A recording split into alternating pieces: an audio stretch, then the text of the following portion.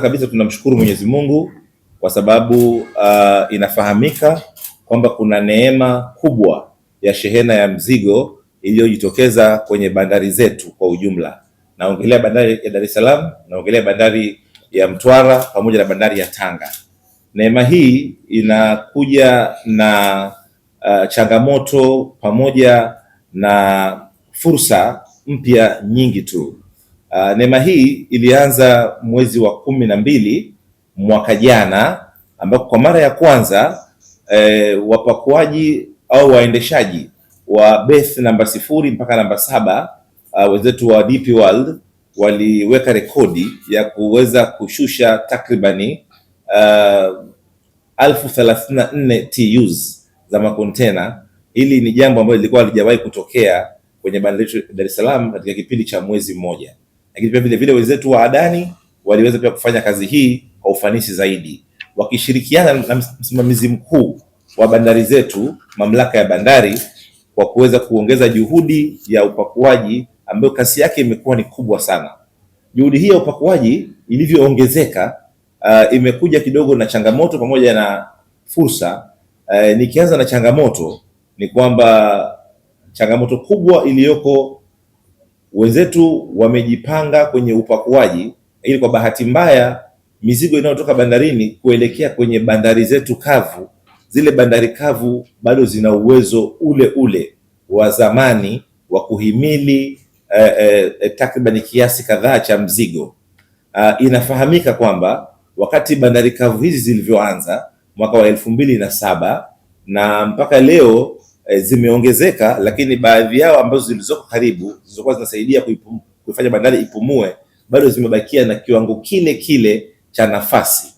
Kwa hiyo shehena hii kuongezeka, lazima patatokea athari kwenye upande wa kuhamisha makasha haya, kuyatoa kwenye terminal zetu ambayo ni DP World na Adani, kupeleka kwenye bandari kavu mbalimbali. Changamoto hii inapotokea, waga inakuwa inazalisha changamoto nyingine mbele yake. Changamoto ya kuchelewesha kuhamisha mizigo huwa inapelekea changamoto nyingine ya zile siku za bure huyu wakala wa forodha alizopewa kwenye kurudisha lile kasha tupu zinapotelea bandarini. Kwa mfano, tuna makasha ambayo yanaweza yakashuka tarehe 1 ya mwezi wa kwanza tuseme, alafu yakaweza kusafirishwa na kufika kwenye bandari zetu kavu tarehe 20, 25 au 30. Inakuwa zile siku 20 mpaka 25, 30 za bure zimeshapotelea kwenye terminal moja. Kwa jambo la kwanza kabisa, mimi ningependa kipekee kabisa kumshukuru rais wetu wa Jamhuri ya Muungano wa Tanzania kwa maono yake ya wakati ule, kwamba tulivyowaleta Adani na DP World. In result, kwa kweli mizigo imeongezeka bandarini, lakini bado tuna changamoto, na hizi changamoto sasa zinakuwa nzuri tukizifanyia kazi kwa haraka na kwa wepesi. Zinakuwa changamoto za kuwafukuza wateja wetu kama hatutaweza kutatua matatizo kwa muda, kwa sababu kitu unaongelea demurrage au storage ni kitu ambacho kinakuwa gharama kwa yule aliyetumia bandari yako ya Dar es Salaam, kwa sababu mwisho wa siku lazima yeye abebe ule mzigo wa gharama.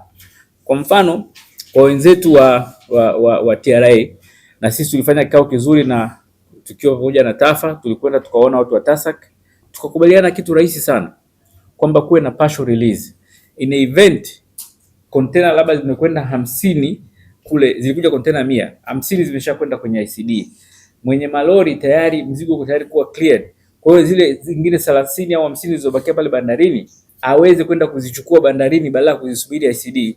Kwa hiyo ni kitu ambacho kinawezekana, ni kitu cha kimfumo tu, kwamba unaweza kupata partial release. Kama zilikuwa zimetoka 20, magari yamepatikana ya kupakia mzigo na zingine bado ziko bandarini, mtu azipakilie moja kwa moja bandarini kuliko kusubiri ziende ICD.